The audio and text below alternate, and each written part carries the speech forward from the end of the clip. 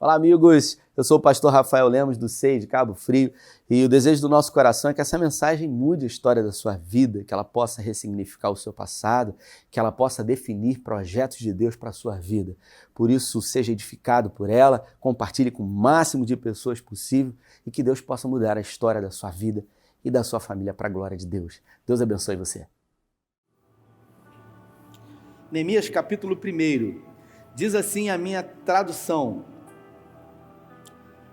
no mês de Quislau, no 20º ano, enquanto eu estava na cidade de Suzã, Anani, um dos meus irmãos, veio de Judá com alguns outros homens, e eu lhes perguntei acerca dos judeus que restaram, os sobreviventes do cativeiro, e também sobre Jerusalém. E eles me responderam: aqueles que sobreviveram ao cativeiro estão lá na província, passam por grande sofrimento e humilhação. O muro de Jerusalém foi destruído e as suas portas foram destruídas pelo fogo. Quando ouvi essas coisas, sentei-me e chorei, e passei dias lamentando-me, jejuando e orando ao Deus dos céus. Então disse, queria que você prestasse atenção nesse texto, porque vai fazer muito sentido para o que eu vou falar hoje aqui. Senhor Deus dos céus, Deus grande, temível, fiel é a aliança e misericordioso com os que te amam e obedecem os teus mandamentos. Que os teus ouvidos estejam atentos e os teus olhos estejam abertos para a oração que o teu servo está fazendo diante de ti, dia e noite, em favor dos teus servos, o povo de Israel. Confessa os pecados que nós, os israelitas, temos cometido contra ti. Sim, eu e o meu povo temos pecado. Agimos de forma corrupta e vergonhosa contra ti. Não temos obedecido os mandamentos, os decretos e as leis que desde o teu servo Moisés, o Senhor designaste. Lembra-te agora do que disseste a Moisés, o teu servo: se vós fores infiéis, eu os espalharei entre as nações, mas se voltarem para mim, obedecerem os meus mandamentos,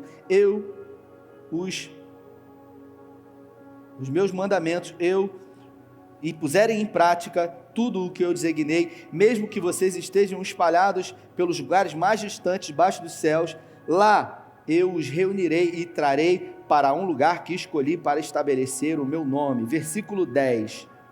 Esses são os teus servos, o teu povo, tu o resgataste com o teu grande poder e com o teu braço forte. Versículo 11. Senhor, que os teus ouvidos estejam atentos à oração deste teu servo e à oração dos teus servos que têm prazer em temer o teu nome. Faze com que hoje o teu servo seja bem sucedido. Conceda-me benevolência deste homem. Nesta época eu era copeiro do rei. Feche os seus olhos. Pai, essa é a tua palavra e nós pedimos que em nome de Jesus, que o teu Espírito Santo possa nortear tudo que for falado aqui. Eu creio, Senhor, que o Senhor pode, numa noite comum, transformar essa noite numa noite extraordinária. Eu creio que essa noite pode ser uma noite de cura. Eu creio que essa noite pode ser uma noite de milagres, e por isso eu oro com fé, pedindo que o Senhor fale conosco aqui, em nome de Jesus. Amém. Você deve conhecer esse texto aqui. Tudo que aconteceu aqui que eu li, aconteceu aproximadamente 430 anos antes da vinda de Jesus. Neemias, ele era escravo. Esse período aqui, ele está falando de um período pós-exílio babilônico. 70 anos o povo de Deus ficou cativo na Babilônia. Depois os assírios, eles vieram contra os babilônios, eles venceram os babilônios e realmente através do rei Ciro foi liberado com que os judeus eles voltassem para Jerusalém. Aproximadamente 16 mil judeus voltaram para Jerusalém. Muitos judeus resolveram permanecer na Babilônia, constituíram famílias, empresas, negócios. Neemias, ele era escravo, ele era um copeiro do rei. E ele ocupava uma posição muito elevada, muito importante. Na época em que muitos reis, estavam sendo mortos através de envenenamento por ingestão de comida e de bebida, houve uma prática comum para que se colocassem homens e mulheres, para que se provassem a comida antes de os reis pudessem provar, e aí sim eles terem a certeza de que não iriam morrer.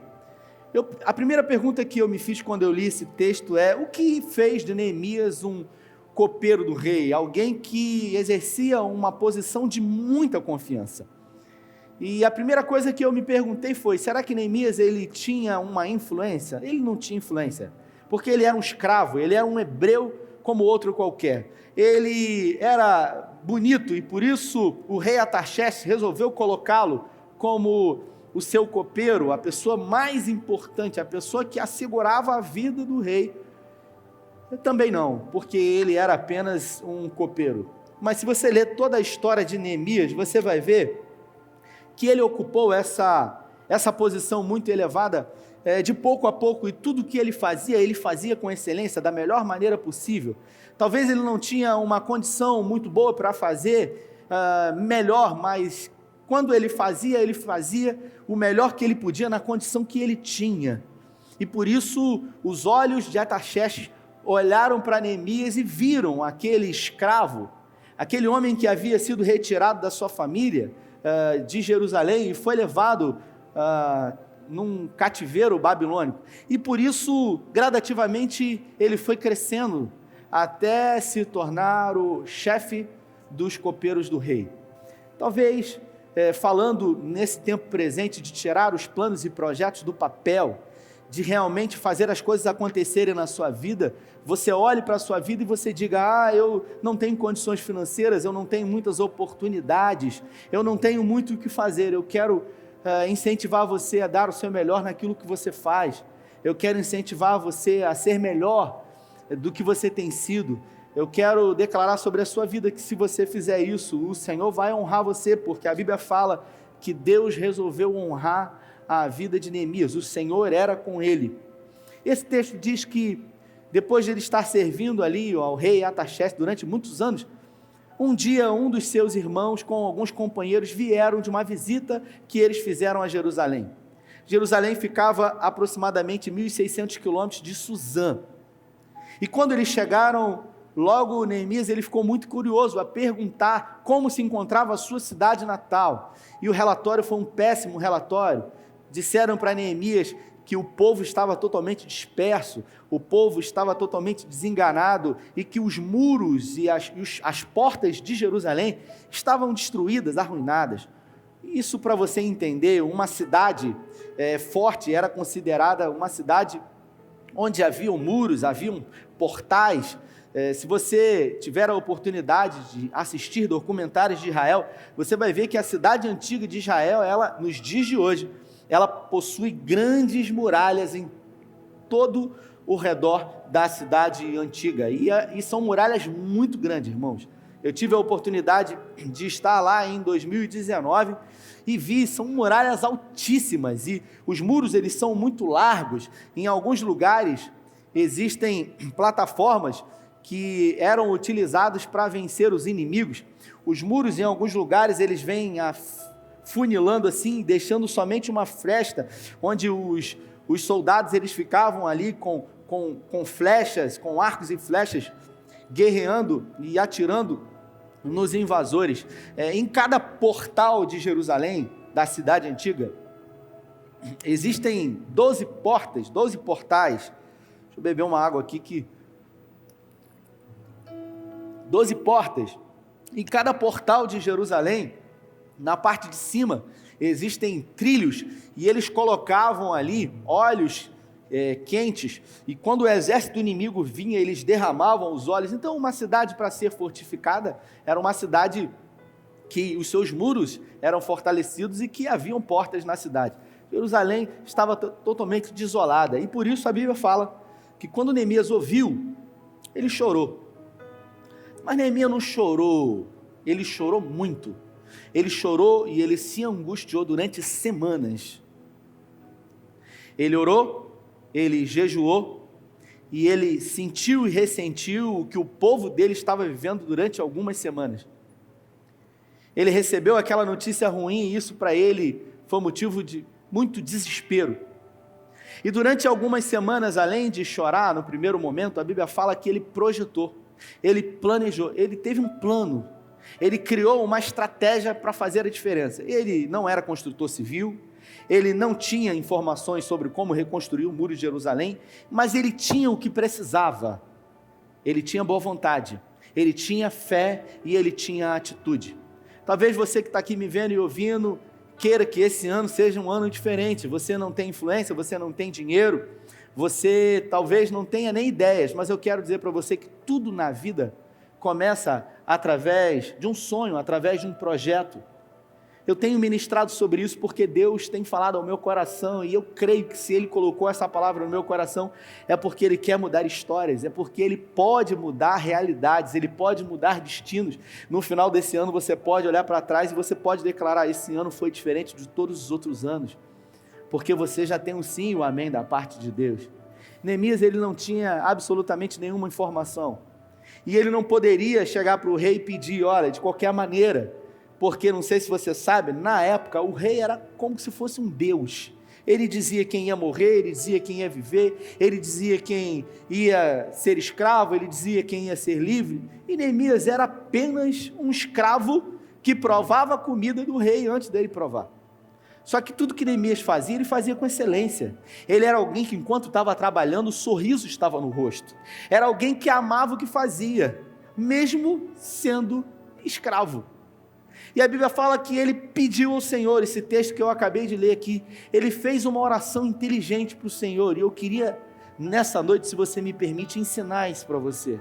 Ensinar a orar de uma forma inteligente, porque todo mundo aqui ora. Quem ora aqui, levanta a mão, para eu saber que você é crente, você ora. Só que tem gente que ora, sabe, Arthur, mas é aquela oração que, você vai dormir à noite, e aí você ora deitado. Tem gente que gosta de orar deitado, não tem nenhum problema nisso, sabe, Alexandre? Tem gente que ora deitado, só que ele está deitado, orando, Glautinho, e aí de repente ele deixa Deus no vácuo, porque ele dorme no meio da oração, está conversando, e aí está falando com Deus, daqui a pouco deixa Deus no vácuo, e aí só lembra no outro dia. Se você riu, é porque você já deixou o Senhor no vácuo. Você tem coragem de levantar a mão? Meu Deus, deixei Deus no vácuo, que coisa feia. Tem gente que é assim. Só que tem gente que, sabe que não pode orar deitado, porque vai dormir, aí ora de joelho, Carlinhos. Aí ora de joelho, eu não sei que eu não posso, aí começa a orar de joelho e tal, na cama, aquela coisa, cama fofinha, aí estica os braços assim, aquela coisa, daqui a pouco passa a perna assim e já deita, E tem aqueles que realmente cumprem um ritual, Jeremias, aqueles que oram ao Senhor. Só que aqueles que já têm um negócio pronto, é um negócio, uma fala pronta, os anjos, um já cutuca o outro, vai falar isso agora, vai pedir não sei o quê, é a mesma coisa, todo dia ora do mesmo jeito, começa a oração do mesmo jeito, segue a oração da mesma maneira, não é um relacionamento, sabe, pastor Pedro, não é aquela coisa de intimidade, de falar. Você imagina, eu te encontro, peço para tomar um café contigo, e aí toda vez que eu estou aqui, eu falo a mesma coisa, estou falando, repetindo, falando, você fala assim, esse pastor é louco, ele fala a mesma coisa, ele fica repetindo do mesmo jeito o tempo todo. Não, relacionamento é muito mais do que isso, é não subestimar a inteligência do nosso Deus, que é poderoso. Neemias sabia disso e ele resolveu fazer uma oração inteligente, assim como algumas orações da Bíblia revelam isso. Então a primeira coisa que Neemias fez, eu queria que você aprendesse com esse homem de Deus que teve sucesso em tudo que fez. Primeira coisa que ele fez, ele chorou. Existe um tempo onde as emoções, elas vêm, as circunstâncias são contrárias, e você tem que entender que como humano que você é sensível a viver aquilo que você está passando. Então, se você está vivendo um momento bom, celebre, festeje, regozije. Está tudo bom na tua vida? Vamos festejar, vamos comemorar. A gente tem que aprender a comemorar. Agora, se você está vivendo um momento ruim, as circunstâncias são adversas, chore. Mas chore mesmo.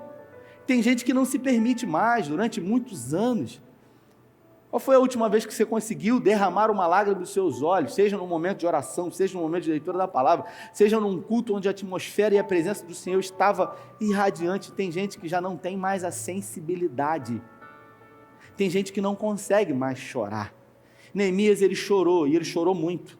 Ele se lamentou, e não foi um dia nem dois, foram semanas. E depois de chorar e se lamentar, ele orou e jejuou. E ele fez uma oração inteligente. Qual é a oração inteligente que ele fez? Ele começou a falar com Deus aquilo que Deus havia prometido para o povo. Eu vou botar entre aspas. Era como se Neemias resolveu lembrar o Senhor de algumas coisas que ele havia prometido. E ele fala para o Senhor: Senhor, olha, o Senhor prometeu. E ele diz: nós pecamos, e eu quero confessar os nossos pecados, nós pecamos, nós afastamos do Senhor, e o Senhor falou que se a gente pecasse, ia acontecer isso, isso e isso, mas eu quero dizer para o Senhor que a gente está arrependido, e por isso o Senhor falou que se a gente se arrepender, o Senhor iria corresponder.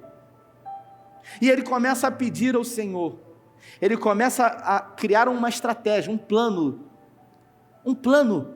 para que ele pudesse resolver a situação de Israel.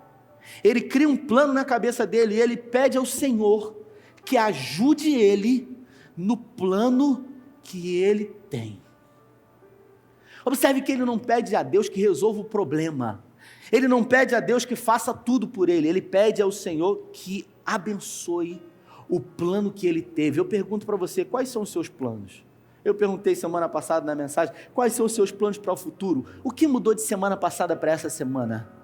Será que realmente as coisas mudaram na sua vida? Será que você pegou essa palavra e não foi mais uma palavra que você ouviu, levantou a mão, se alegrou e falou: que palavra, e que bênção e tal, e a semana passou, as dificuldades vieram e um pássaro veio e roubou essa semente de você?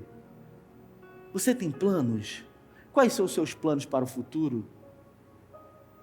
É muito importante você saber com quem você compartilha os seus planos, os seus sonhos, os seus projetos, com quem você tem conversado sobre eles. Os fracassados, irmãos, eles nunca querem ficar sozinhos. Compartilhe os seus sonhos, os seus projetos, os seus planos com pessoas fracassadas. Eles vão dizer: não tenta não, fica aqui, não vai dar certo. Ó, a situação é essa, tem dificuldade, tem isso, porque os fracassados, eles nunca querem ficar sozinhos. Fica aqui comigo, porque eu não vou tentar, mas eu também não quero que você tente. Eu me lembro que na última empresa que eu trabalhei durante 8 anos nessa empresa, eu estava numa empresa, e então eu resolvi fazer um processo seletivo para essa empresa. Foi a última que eu trabalhei.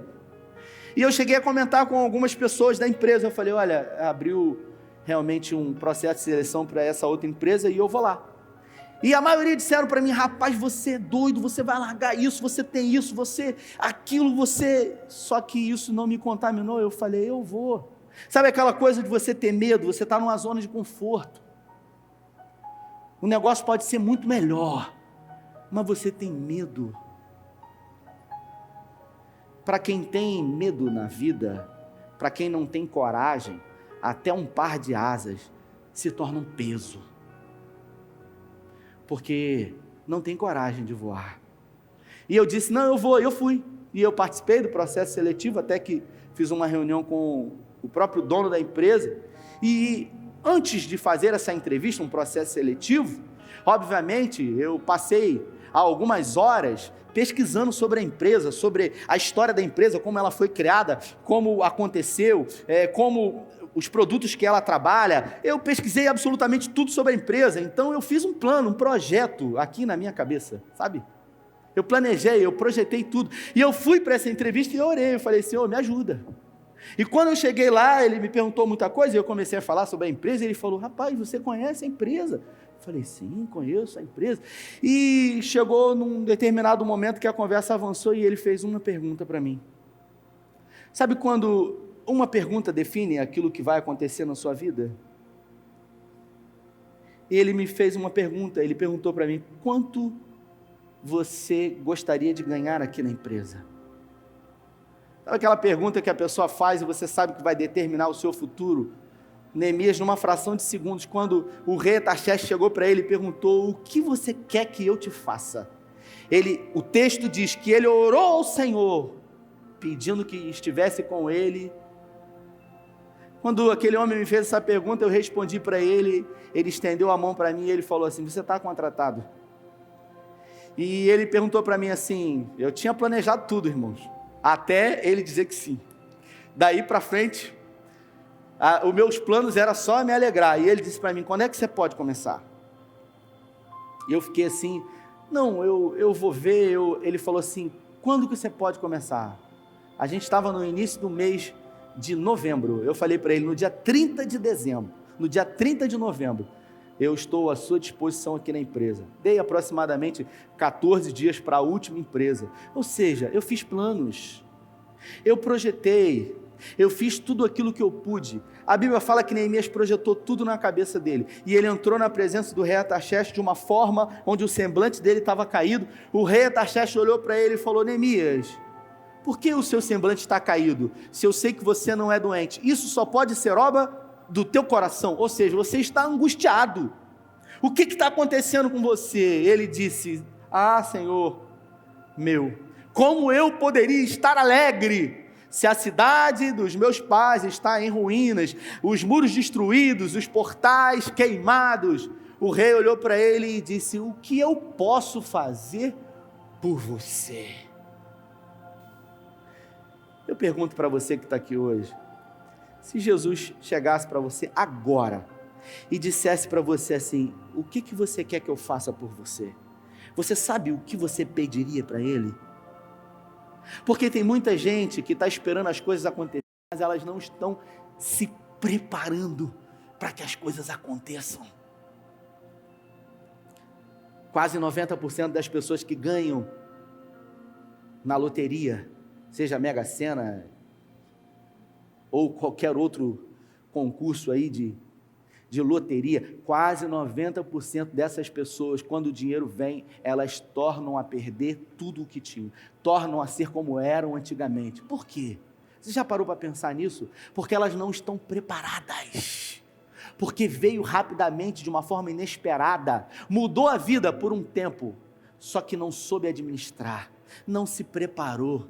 E tem gente que não se prepara, tem gente que quer casar, tá aí pedindo ao Senhor, catando papel e ventania, que vier a mim, de maneira nenhuma lançarei fora, está esperando, Salmo 40, mas saiu de uma relação frustrada, não curou as questões emocionais, e está esperando Deus mandar uma bênção, que quando vier isso, não se preparar, vai se transformar em maldição, porque tem bênção que vem para as nossas vidas, e nós temos a capacidade de transformar a bênção em maldição.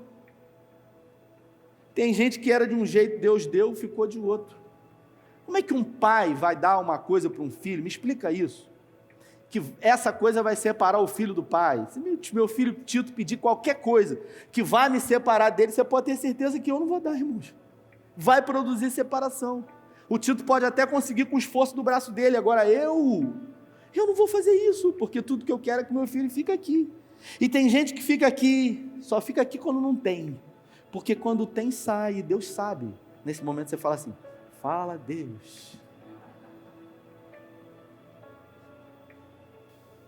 Neemias, ele orou, e ele pediu ao Senhor que tivesse benevolência dele, para que ele pudesse conversar com o rei, e ele pediu, e o rei Artaxerxes disse para ele o seguinte: o que você precisa? E ele falou: eu queria isso, queria aquilo, queria isso, queria aquilo. Só que o rei fez uma pergunta para ele decisiva.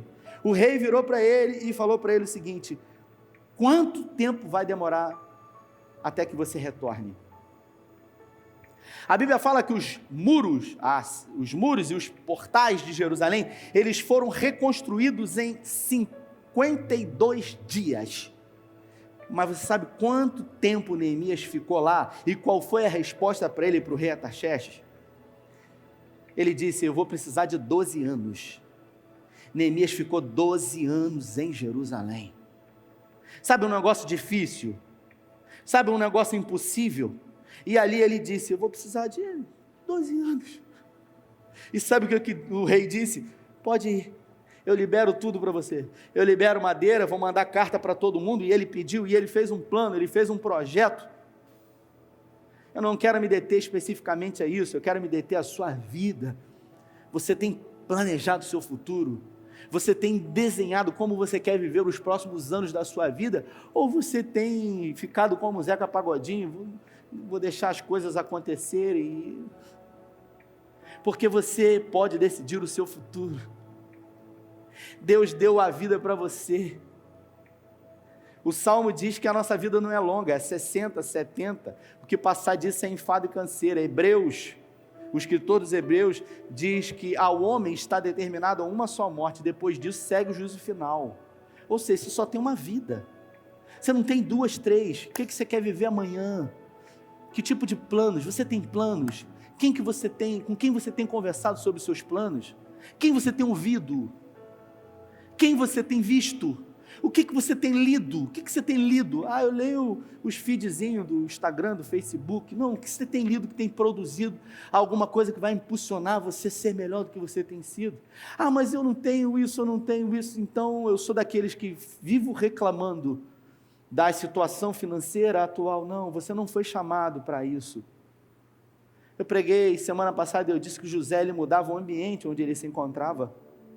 Ele transformava um ambiente hostil num ambiente favorável. Quando ele chegava, tudo mudava. Sabe quando você tem o poder por aquilo que você carrega dentro de você de mudar o ambiente onde você está? Você pode isso. Essa semana eu almocei com uma pessoa, e ao almoçar com essa pessoa, eu vi essa pessoa bastante abatida, e ela começou a conversar e dizer como se encontrava a sua alma, os seus sentimentos, os seus pensamentos e as suas atitudes. E eu cheguei para essa pessoa e disse: você consegue fazer uma leitura da situação que você se encontra? Ela disse para mim assim: eu sei que eu não estou bem. Eu falei: não, bem você não está. Mas deixa eu te perguntar, você consegue perceber que você está fazendo um processo depressivo? Você está num quadro depressivo. Não saía nem lágrima. Sabe quando a pessoa está seca? Não chora mais, não sente mais. Abaixou a cabeça, regalou o olho, olhou para mim: eu estou com depressão. Eu falei: talvez a palavra assuste. Mas isso tem um motivo, tem uma raiz, porque há pouco tempo atrás você estava bem. Você estava bem aí. Então, o que aconteceu? E de cabeça baixa a pessoa disse o seguinte: eu sei exatamente como começou. Aconteceu uma coisa, eu coloquei expectativa, eu pedi para Deus fazer e Deus não fez, e eu fiquei muito triste. Aí eu perguntei: então quer dizer que você se decepcionou com Deus? Não, pastor. Eu falei: você está com medo de dizer isso? A verdade é essa: você orou e a resposta não veio como você gostaria, e a gente tem medo de falar sobre isso, mas a verdade foi isso que aconteceu, porque a gente diz que Jesus, plano melhor, nunca chega atrasado, sua hora é perfeita, mas às vezes a hora não acontece. Tem gente que a família ficou doente, um ente querido orou e Deus não curou, e teve outras pessoas que Deus curou. Mas eu vou ouvir pastores falando sobre isso, porque isso não dá ibope, mas tem gente que está sofrendo, e vai fazer o que com isso?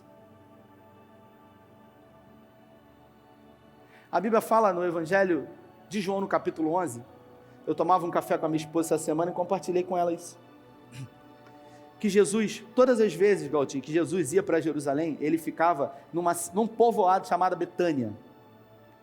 Ele ficava na casa de 3 irmãos, Marta, Maria e Lázaro. Ele adorava ficar lá em Betânia. Sabe por quê? Porque ficava perto de Jerusalém, ele ia sempre para Jerusalém. Marcos conhece lá, não conhece, Marcos? Betânia. Então era pertinho, 3 quilômetros de Jerusalém. Jesus ficava ali, e Jesus ficava na casa ainda de Marta, que Marta era chefe de cozinha profissional.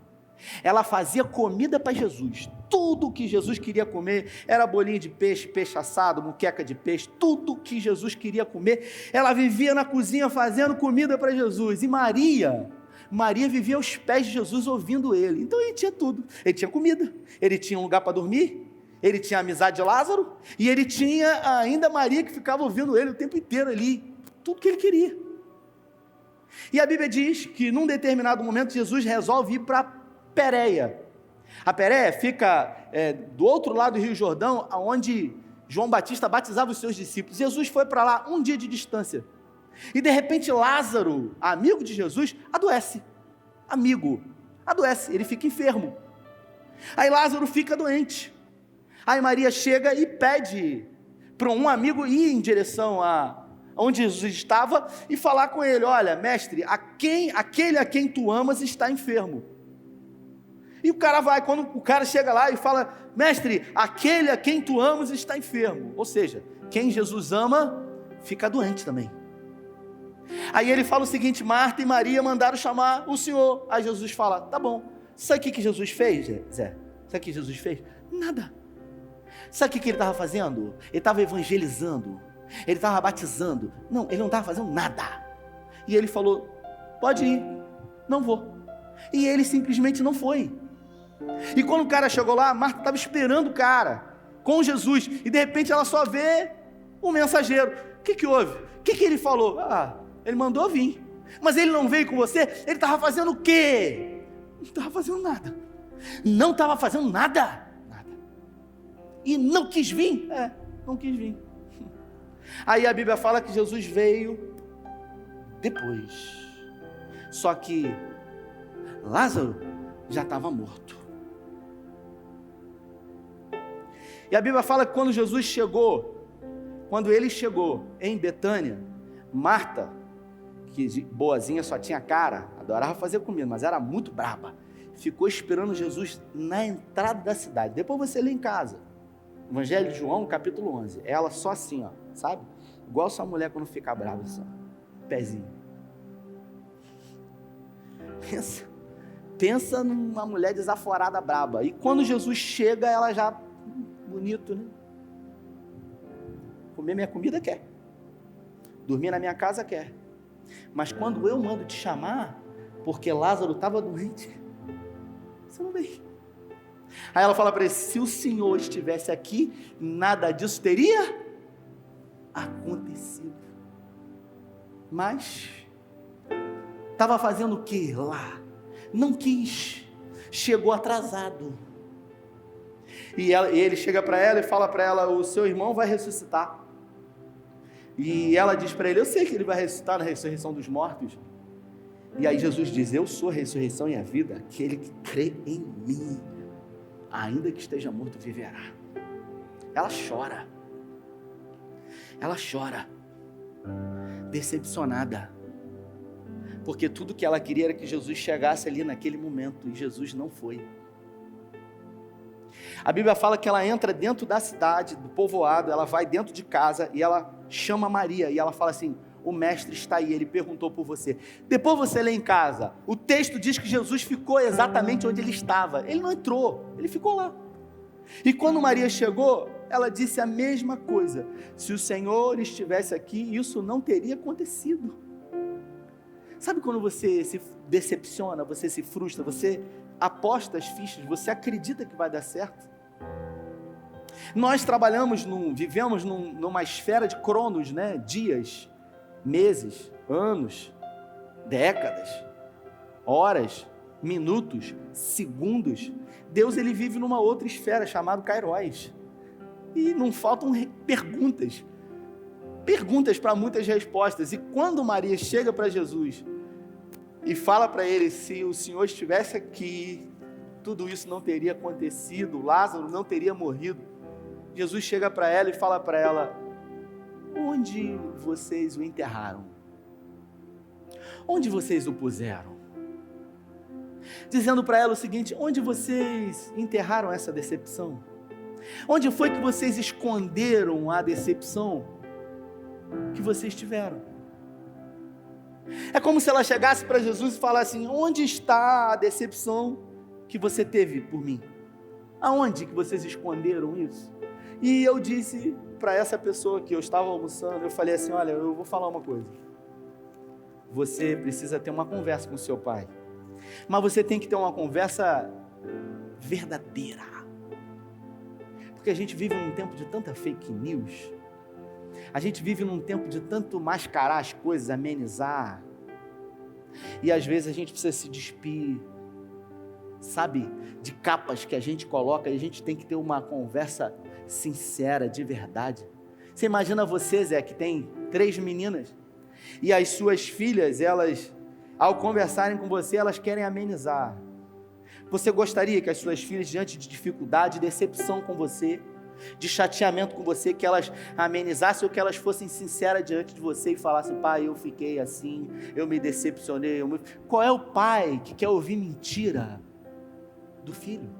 Qual é o pai que quer ouvir falsidade de relação? Ou qual é o pai que não quer que o filho fale a verdade, como ele está se sentindo diante do pai?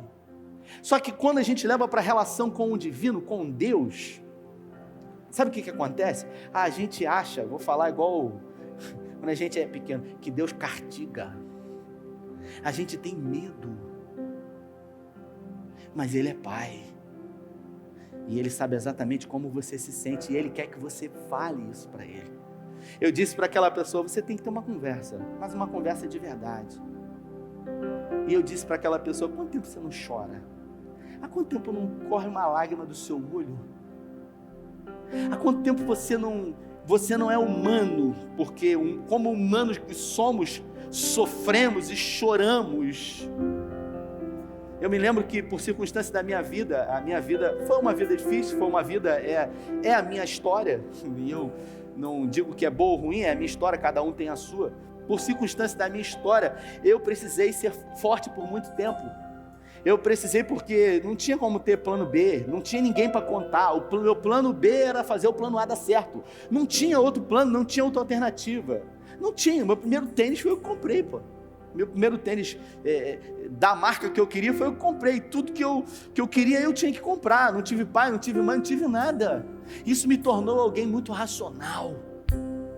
Sabe? Alguém que não é emocional, é emotivo. Então, era muito difícil eu chorar. Difícil não, era impossível. Até que, alguns anos atrás, a gente tinha uma cachorrinha de estimação, eu e minha esposa, 16 anos com a gente. E ela já estava bem doente e tal, e eu fiz uma oração ao Senhor. Eu falei: Senhor, queria que ela morresse de madrugada para eu enterrar. E quando ela morreu, irmãos, eu enterrei. E eu fui para casa. Eu não me lembro qual foi a última vez que eu chorei antes disso. E eu sentei em casa, quando eu vi a vasilhinha dela, a Carla estava dormindo, e ali eu chorei copiosamente durante horas. Há muitos anos eu não chorava. E assim, eu amava muito a cachorrinha, mas era muito mais do que isso, porque o Espírito Santo soprou assim, sabe, no meu ouvido. Ele disse para mim assim: meu filho, ninguém é forte o tempo inteiro. Ninguém é forte o tempo inteiro, meu filho. Você é um ser humano. E como humano que você é, você tem que sorrir.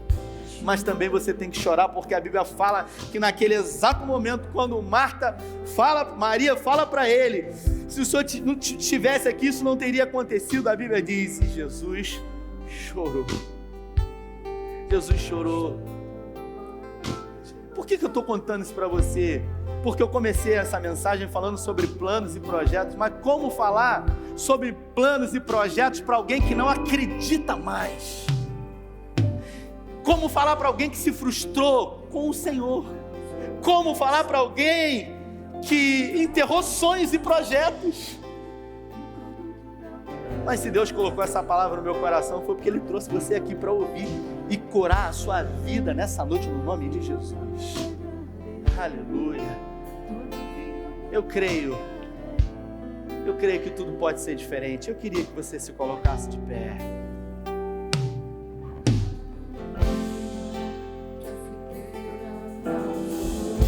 Eu acredito que existam coisas na sua vida que você enterrou. Assim como Lázaro foi enterrado, decepções, frustrações, sonhos, projetos, planos que você fez, mas que você enterrou. A pergunta que Jesus faz para você é: onde você colocou? Onde puseram? Onde foi enterrado? Porque Jesus quer ressuscitar hoje no nome de Jesus. Todos os planos, todos os projetos, toda decepção Ele quer produzir cura, porque Ele pode fazer isso na sua vida. Então, enquanto o Ministério de Louvor vai estar adorando ao Senhor, eu creio, e por isso eu falei, eu declaro, eu creio que Deus pode curar você hoje. Por isso eu quero que você saia do seu lugar, no nome de Jesus.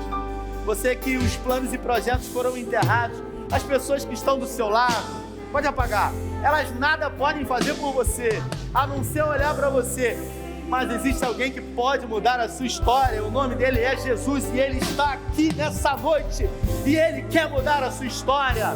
Ele quer ressuscitar os seus planos, os seus sonhos, o seu projeto. Por isso, sai do seu lugar, sai do seu lugar. Se o Espírito Santo falou com você, isso, sai do seu lugar. Isso. Na figueira não floresça e não haja fruto na vide, e o produto da oliveira minta. Todavia eu me alegrarei, todavia eu me alegrarei, todavia eu me alegrarei.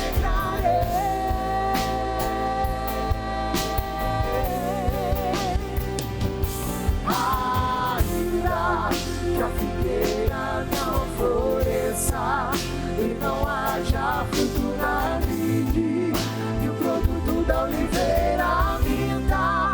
Todavia eu me alegrarei, todavia eu me alegrarei. Deus falou com você, sai do seu lugar. Ele pode mudar a sua história.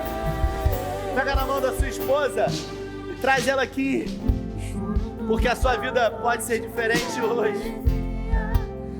Você que tem sido insensível, se quer chorar, você consegue mais. Você não tem sequer mais lágrimas. Deus pode mudar a sua história. Isso não é um clichê. Isso não é uma palavra evangeliquez. Isso é a palavra de Deus. E a palavra de Deus, ela é poderosa. Eu creio. Eu creio. Eu creio. Eu creio que Deus pode mudar a sua história. Você que está no seu lugar, estenda a sua mão para cá. Pai, eu quero declarar que essa noite é uma noite de ressurreição de sonhos, planos, projetos, pessoas que se decepcionaram, porque muitas são as vezes que a gente não tem resposta para perguntas, Senhor. Paulo, ele diz que hoje, em parte, conhecemos, vemos como num reflexo de espelho, mas um dia,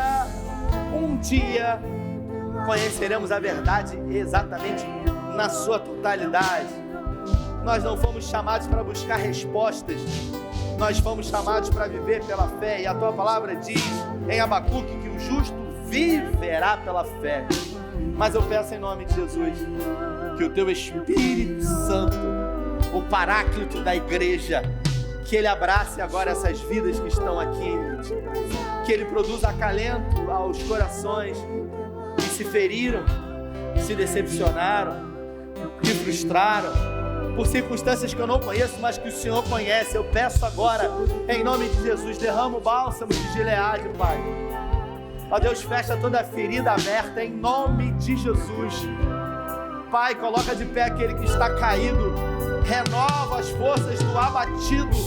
Em nome de Jesus eu declaro que tudo será novo, que tudo será diferente pelo poder do nome de Jesus. Eu declaro que 2021, na sua vida, meu irmão e minha irmã, será o ano de tirar os planos e projetos do papel. Eu declaro em nome de Jesus que você será como Neemias, que você será capaz de desenvolver uma grande obra e Deus será com você. Eu declaro em nome de Jesus que você será bem-sucedido, bem-sucedida pelo poder do nome de Jesus. Eu declaro uma grande obra começando na sua vida. Eu declaro com fé pelo poder do nome de Jesus que tudo se fará novo na sua vida. Com fé eu declaro em nome do Pai, em nome do Filho, em nome do Espírito Santo de Deus. Amém.